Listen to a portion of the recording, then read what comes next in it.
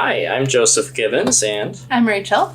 this is just a little bit of an opportunity for us to get to share a little bit about ourselves and our story and our background so that you can know who we are as we move forward in looking to move to Calais as missionaries with Mennonite Mission Network.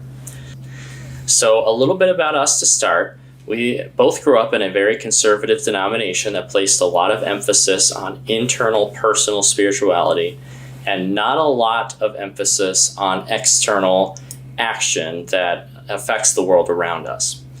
And we still think that that internal personal spirituality is important, but that really is only half the story because we've come to believe that that internal spirituality should cause us to have external action that tries to make the world a better place and truly live out the words of Jesus. As I got into high school, I started questioning some of the things that I had been taught from a young age, specifically regarding politics and the influence of nationalism on our Christianity. And I also didn't see a lot of action towards trying to relieve poverty. And I kind of felt like that Jesus talked about that a lot, and the Bible talked about that a lot. And I started wondering why we weren't doing more of that kind of thing as a church. Our faith should cause us to take action in the world around us and try to live in such a way that people can see Jesus in us through our good works. Through high school and then into college, I really struggled with that, trying to find a community of believers that felt the same way about both those things being important. Both halves of the gospel is how I like to think about it. And I, through my research, stumbled upon the Anabaptists. And I found this group of people who did emphasize both those things, where the internal and personal spirituality relationship between God and the individual is important, but they were also dedicated to living out the words of Jesus, specifically when he shares on the Sermon on the Mount. Blessed are the peacemakers, and love your enemies, and things like that became very important to me. And so as I grew, I felt drawn towards the Anabaptists, and specifically the Mennonites, because I was kind of more familiar with the Mennonites just in general, and they're a bigger denomination that are easier to find in the U.S. in terms of Anabaptist denominations. So I grew up in a small farming community in northern Iowa where we attended a similar church, and I also attended the public school there. And I didn't really realize it till I met Joseph how much my family really lived into both of those sides of the gospel without even really realizing it. I spent a lot of time with my friends and my classmates at school, living together, just being that light in the community in any way we could. The biggest example that I saw in that was when my dad passed away when I was in high school.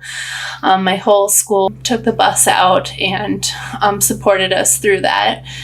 And so I saw that, but I didn't really put it together until I met Joseph, and we really started to talk about these convictions, and God really started leading us to a Mennonite church, and that's where we found Third Way Church here in St. Paul. All right, this is Elijah. He is 6 years old, and he is studying French at the French Immersion School right now. Elijah, I'm going to ask you a couple questions, okay? So first of all, Elijah, are you excited about going to France? Use your words. Yeah. Why are you excited? Meet other kids, maybe. What kind of kids? French kids. Who are you? Bye. Micaiah.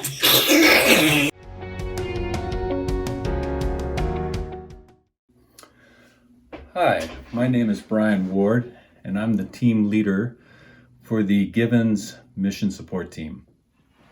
I have been a vocational missionary both overseas in Russia and South Africa, as well as stateside, for the last 30 plus years. I'd like to talk to you today about a couple of things regarding Joseph and Rachel and their call to work with refugees in Calais, France.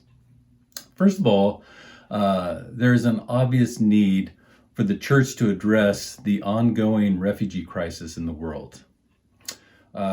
Refugees are not only facing difficult living situations, but they are also oppressed and held captive, really stuck in a no man's land between two countries, and they really have no country to call their home. As a minister for the last 30 years, I have seen a lot of people kind of work through this process of understanding their call. And I really see call as something that is like a seed planted in the heart. And I began to see this in Joseph and Rachel about 4 years ago, when our house church was looking for a common mission to engage in. I think it was Joseph who brought to our attention the opportunity to walk with a refugee family as they moved and transitioned into life here in America. We pursued that opportunity and we worked with a Korean family that was newly arriving to Minnesota. During that time, I really saw the Givens engage this family weekly and being present with them and walking with them, and not just being helpful in helping them to get acclimated to life in America, but really just being present with them, their kids playing together, and just being there as a friend, somebody to walk with them. And so I really began to see the seed that had been planted in their heart, I began to see it take root. So when they brought up this idea of going overseas to work with refugees in Calais, it really wasn't a surprise to me. To me, it was a natural progression of the call that I was seeing upon their lives. And so I just think this is a natural next step for them, not only to understand and to live in and to faithfully pursue this call upon their lives, but to really learn what it means to walk alongside and be a faithful presence with refugees in the world. Rachel and Joseph are some of my best friends. They're the godparents of my children, and I am proud to support them in their ministry. We'll miss them when they go, but this is very clearly where God is calling them. For as long as I've known them, they've had this on their hearts. They've been involved in ministering to refugees in one way or another for years now. And I'm really looking forward to seeing what God does in their lives and through them in this ministry. Hi, I'm Rachel Senkler, and I am honored to be a part of Rachel and Joseph Givens' support team for their ministry in Calais. They are some of the closest friends I have, and I think that's in large part because of their hearts for Jesus and how they serve God. I think they really take to heart Jesus' words about serving the least of these, and I've seen that in their ministry work in the Twin Cities with refugees and how they lift everyone up around them. They treat everyone like family, and they care. They truly care. So I know that I will miss them, but I also know that God is working through them and that He will use their hands to make a difference. So I'm really glad to be a part of their team, and I really hope you join us. Thank you. Hi, my name is Adam Harder-Nussbaum, and I'm the pastor at Third Way Church, and I also happen to be Joseph and Rachel's pastor. I'm really excited for Joseph and Rachel because this mission assignment seems to really match well with their concern and their love for people who we think of as refugees or exiles. I know that through their house church at Third Way, they've befriended people who have immigrated to the Twin Cities, and I know that these relationships have been really important to them, and they've shaped their faith and really how they think about the mission of the church. Hi, I'm Jenny, and I've known Rachel and Joseph for many, many years now. And when I see Rachel and Joseph and I think of them and their ministry, I think of Jesus' words in Matthew 22:37. Jesus replied, "Love the Lord your God with all your heart and with all your soul and all your mind. This is the first and greatest commandment. And the second is like this: love your neighbor as yourself. All the law and the prophets hang on these two commandments." And I see them loving God and I see them loving their neighbors. I'm Benjamin Mason, and I've been a friend and neighbor of Joseph and Rachel for several years now.